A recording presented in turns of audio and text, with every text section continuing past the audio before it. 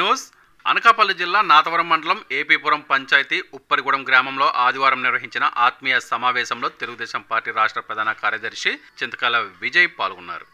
ఈ సందర్భంగా వైసీపీ నుండి నక్కా రాంబాబు కుటుంబం తెలుగుదేశం పార్టీలో చేరారు. వారిని విజయ్ కండువా కప్పి పార్టీలోకి సాదరంగా ఆహ్వానించారు. గ్రామ యువత బైక్ ర్యాలీ నిర్వహించి విజయ్ కు ఘన స్వాగతం పలికారు. భగీరథ మహర్షి విగ్రహానికి మరియు రామాలయంలో ప్రత్యేక పూజలు నిర్వహించారు. సమావేశంలో గ్రామ ప్రజల సమస్యలను అడిగి తెలుసుకున్న విజయ్ ఆయా సమస్యలను గౌరవ స్పీకర్ అయ్యన్న దృష్టికి తీసుకువెళ్లి పరిష్కారం చేసేందుకు కృషి చేస్తామని చెప్పారు. ఆయన మాట్లాడుతూ ఉప్పరిగూడెం ప్రజలు చూపించే అభిమానం అమూల్యమని, ప్రతి సంవత్సరం సంక్రాంతి పండుగ అనంతరం ఈ ఆత్మీయ సమావేశంలో పాల్గొనడం ఆనందంగా ఉంటుందని చెప్పారు. తెలుగుదేశం పార్టీ కార్యకర్తల సమస్యలు తక్షణమే తమ దృష్టికి తీసుకురావాలని, కార్యకర్తలకు ఎప్పుడు తమ కుటుంబం అండగా ఉంటుందని తెలిపారు. అనారోగ్యంతో మృతి చెందిన తెలుగుదేశం పార్టీ కార్యకర్త నక్క అచ్చయ్య కుటుంబానికి విజయ్ సొంత నిధులు 1,50,000 అందించి ఆ కుటుంబానికి ఎల్లప్పుడూ అండగా ఉంటామని హామీ ఇచ్చారు. గ్రామ ప్రజలు అడిగిన పనులు పూర్తయ్యాయని, భగీరథ మహర్షి గుడి మరియు ప్రహారీ నిర్మాణం చేపిస్తానని తెలిపారు. ముఖ్యమంత్రి చంద్రబాబు నాయుడు భగీరథ జయంతిని రాష్ట్ర పండుగగా ప్రకటించి జీవో ఇచ్చారని, ఇది బీసీ ప్రజల అభివృద్ధికి తెలుగుదేశం ప్రభుత్వం ఎంత శ్రద్ధ వహిస్తుందనడానికి నిదర్శనమని తెలిపారు. విశాఖ స్టీల్ ప్లాంట్ కోసం 11,000 కోట్ల నిధులు కేటాయించిన ఘనత కూటమి ప్రభుత్వానిదని అన్నారు. ముఖ్యమంత్రి దగ్గరికి వెళ్లి నిధులు తీసుకొచ్చే సత్తా గౌరవ స్పీకర్ అయ్యన్న పాత్రుడు గారికే ఉందని ప్రశంసించారు. ఈ కార్యక్రమంలో తాండవ చైర్మన్ కరక సత్యనారాయణ, తాండవ వైస్ చైర్మన్ మేడపారెడ్డి జోగిబాబు, సగర సాధికార సమితి రాష్ట్ర ఉపాధ్యక్షులు గుర్రం నూకరాజు, అనకాపల్లి జిల్లా సెక్రటరీ నక్క రమణ, సర్పంచ్ పైల రమేష్ నాయుడు, మాజీ సర్పంచ్ పారుపల్లి రామచంద్ర, ఎంపీటీసీ లోక లోవరాజు, యువ నాయకులు వెలగా వెంకట కృష్ణారావు, పారుపల్లి చిన్నబాబు తదితరులు పాల్గొన్నారు. హృదయపూర్వక కృతజ్ఞతలు, నమస్కారాలు తెలుపుకుంటున్నాను. ఎందుకంటే మేము ఏమన్నా బయటికి అప్రైజ్ చేసి చేయగలం, కానీ మాకు కూడా దృష్టిలోకి తీసుకురావడం అనేది కూడా చాలా ఇంపార్టెంట్. దానికి మీకు కృతజ్ఞతలు తెలుపుకుంటున్నానండి. ఈరోజు అనే కాదు, ప్రతిసారి కూడా మేము ఎక్కడున్నా కూడా, మేము హైదరాబాద్లో ఉన్నా, విజయవాడలో ఉన్నా, ఎక్కడున్నా కానీ ఈ సమయం వచ్చేసరికి మీ అందరూ ఆహ్వానించినప్పుడు మేము కాదనలేక ఎట్టి పరిస్థితుల్లో కూడా ఇక్కడికి రావాలి. ఎందుకంటే సంవత్సరానికి ఒకసారి మీ అభిమానం చూపెట్టడానికి అని చెప్పి ఈరోజు ఊరికి రావడం, అలాగే భగీరథుడు ఆశీర్వాదం తీసుకోవాలని ఏకైక ఉద్దేశంతో ప్రతి సంవత్సరం కూడా మీరు ఆహ్వానించిన వెంటనే మేము ఎక్కడికున్నా ఇక్కడ వచ్చి మీతో గడపాలనే ఏకైక ఉద్దేశంతో ఇక్కడికి రావడం జరుగుతుంది. మీ చూపెట్టే అభిమానం కానీ ప్రేమ కానీ అది వెళ్ళగట్టలేం. ఇప్పుడే మనకి చెప్పారు పెద్ద ఆయన, నేను వచ్చినప్పుడు సైకిల్ తొక్కుతుంటాడు అచ్చయ్య గారు. ఆయన కూడా నేను వచ్చిన లాస్ట్ టైం నేను అడిగాను ఎక్కడున్నారు, ఎలా ఉన్నారంటే ఆ టైంకి మన నాయకులు కూడా నా దృష్టికి తీసుకురావడం, ఆయన బాగాలేనప్పుడే మనం నిలబడాలి. అలాంటి టైంలో మనం కొంతమంది సరిగ్గా కమ్యూనికేషన్ ఇవ్వలేదు. అందుకనే నేను ఎప్పుడు ఏం చెప్తుంటానంటే, మీరు ఎక్కడున్నా కానీ మీకు ఏ సమస్య వచ్చినా కానీ ముందు కమ్యూనికేషన్ అనేది చాలా ఇంపార్టెంట్. కమ్యూనికేషన్ ఏంటంటే వార్త మాకు అందజేయాలి. ఈరోజు అందుకనే వాళ్ళ పిల్లలు ఉన్నా కూడా కనీసం కనబడదు. ఎందుకంటే నాన్నగారు వచ్చారు ఆ రోజు వర్ధంతప్పుడు. అలాగే అలాంటి కుటుంబాలు ఏమన్నా కూడా పార్టీ కోసం కమిటెడ్గా నిలబడే కుటుంబాలు, అంటే ఎంతో ఉత్సాహంతో సైకిల్ తొక్కుంటూ నా వెనకాలే వచ్చేవారు ఆయన. సో అది కూడా బాగా గుర్తుంది నాకు. నేను తొక్కడం అంటే నాకు పర్లేదు, నా పార్టీ అంటే పిచ్చి అనేవాడు ఆయన. కాబట్టి నాయకులు కూడా నేను చెప్తుంది ఏంటంటే, రేపు రానున్న రోజుల్లోని మనకు వీళ్ళందరూ కూడా ఎంత ప్రేమ చూపెడుతున్నారంటే, వీళ్ళందరూ మన కుటుంబాల లెక్క మనకు ఆదుకునే ప్రతి కష్ట సమయాల్లో, నష్ట సమయాల్లోని అటు ఇటు ఒక మాట అంటే మాట మీద నిలబడే కమ్యూనిటీ మీద, ఒక మాట అంటే మాట మీద నిలబడతారు. ఏ మాత్రం మాట తేడా ఉండదు. ఎందుకంటే నేను ఇంత నిక్కచ్చిగా ఎందుకు చెప్తున్నానంటే, ఈరోజు అధికారం ఉంది కాబట్టి ఇదిగో ఇక్కడ పోలీసులు ఉన్నారు, వాళ్ళు వస్తారు, వీళ్ళు వస్తారు. అధికారం లేకపోతే ఎవరు ఉండరు. ఆ రియాలిటీలో నేల మీద నిల్చుంటేనే మేము బతుకుతాం. లేకపోతే ఎప్పుడైనా నేను అదే చెప్తాను, నిన్న కూడా అదే చెప్పాను, అధికారంలోకి వచ్చిన తర్వాత నేల మీద కాళ్ళు ఉండాలి, కళ్ళు నేల చూస్తూ ఉండాలి, ఆకాశం వైపు చూస్తే పోతాం.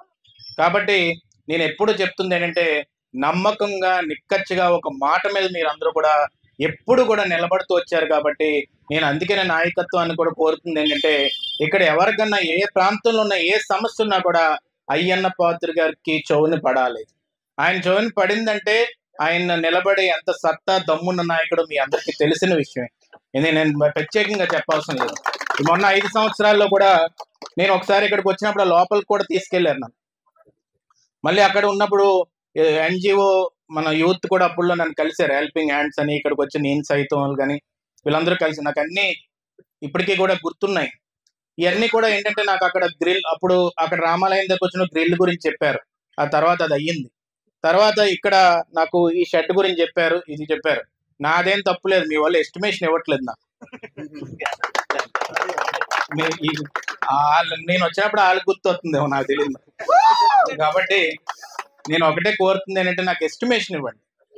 ఎస్టిమేషన్ ఇచ్చారనుకో, మేము మాట ఇచ్చిన తర్వాత ఎట్టి బస్సులో తప్పేది ఉండదు. ఆ రోజు కూడా నాకు అక్కడికి పిల్లలు వచ్చి ఎప్పుడు 3 సంవత్సరాల క్రితం మేము క్రికెట్ ముందు ఎంకరేజ్ చేయాలని ఒక కిట్ ఇవ్వండి అంటే అక్కడ వెంటనే నేను ఇచ్చేయడం జరిగింది. కానీ నేను ఒకటే కోరుతుంది ఏంటంటే నేను మనస్ఫూర్తిగా కోరుతుంది ఏంటంటే మీరందరూ బాగుండాలా. అటు వరంగల్ వెళ్ళినా, లేకపోతే ఇంకో ఏరియా వెళ్ళినా ఎక్కడికి వెళ్ళినా అయ్యన్న పాత్రుడు అనే వ్యక్తి పరిచయం లేకుండా ఎవరు ఉండరు. ప్రతి నాయకుడికి ఆయన పరిచయం ఉంటారు. కాబట్టి మీకు ఏ సమస్య వచ్చినా కూడా నిలబడే శక్తి, సత్తా అయ్యన్న పాత్రుడు గారికి ఉంది. కాబట్టి అది ఏమన్నా ఉంటే మాత్రం నిర్మౌమాటంగా చెప్పవలసిన అవసరం ఎంతైనా ఉంది.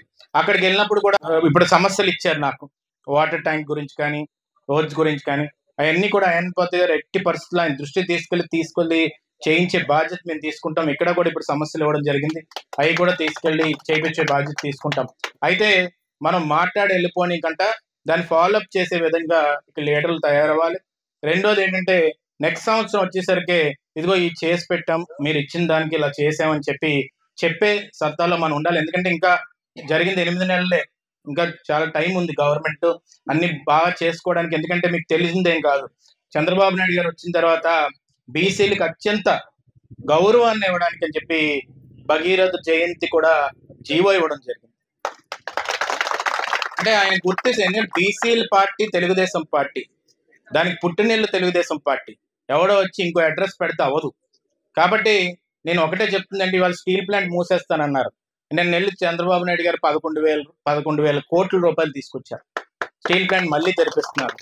ఈ రోజు నక్కపల్లి దగ్గర ఒక ఇండస్ట్రీ, నిపాన్ స్టీల్ ఇండస్ట్రీ రాబోతుంది. ఎల్లమంచిల దగ్గర ఇంకో ఇండస్ట్రీకి మన నరేంద్ర మోడీ గారిని వచ్చి ఇనాగ్రేట్ చేశారు. మన తెలుగోడి సత్తా ఏంటో చూపెట్టే దమ్ము, ధైర్యం ఏదైనా ఉందంటే అది తెలుగుదేశం పార్టీకి తప్ప ఇంకోటి లేదు. కాబట్టి ఇక్కడ కూడా చంద్రబాబు నాయుడు గారు వచ్చినప్పుడు పాదయాత్ర అప్పుడు అసలు చెప్పాలంటే అది ప్లాన్ లోనే లేదు, ఆయన స్కెడ్యూల్లోనే లేదు మిమ్మల్ని కలాలని. కానీ ఆ రోజు మీ నాయకులందరూ చెప్పడం, వెంటనే అయ్యన్న పాత్రుడు గారు ఇక్కడ ఆగాలి సార్, ఇక్కడ దిగాలి సార్, ఇక్కడ మాట్లాడాలి సార్ అని చెప్పి వెంటనే అక్కడ దిగి మాట్లాడడం. ఆ తర్వాత రాష్ట్ర వ్యాప్తంగా ఓహో ఈ సమస్యలు ఉంటాయా, మనకి సగర్లకు కూడా ఈ సమస్యలు ఉంటాయా అనే విషయాన్ని ప్రతి ఒక్కరికి తెలియడం. ఇవన్నీ కూడా ఎందుకు చేస్తామంటే మనస్ఫూర్తిగా ఆలోచించే హృదయం ఉండి, ఆ మనస్ఫూర్తిగా ఆలోచించే తత్వం ఉంటేనే ఏ నాయకత్వం అయినా ఎవరికైనా నిలబడుతుంది.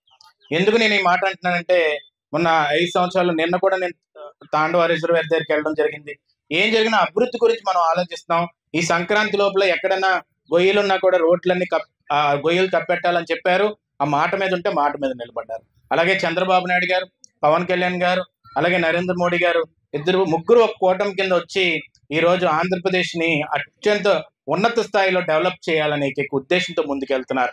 ఇంతకుముందు చూస్తే తెలంగాణలో అక్కడ ఇండస్ట్రీ వచ్చేది అని మనం పేపర్లో చదివేవాళ్ళం, కానీ ఇప్పుడు ఆంధ్రప్రదేశ్ గురించి ఈ రోజు హైదరాబాద్ లో కూడా మాట్లాడుకుంటున్నారంటే ఈ రోజు ఆ స్థితిలో చంద్రబాబు నాయుడు గారి నాయకత్వం ఉంది. కాబట్టి మనం ఎవడన్నా ఇక్కడ ఎమ్మెల్యే అవ్వచ్చేమో, ఒకసారి అవ్వచ్చు, 2 సార్లు అవ్వచ్చు, మళ్ళీ తర్వాత పోతారు.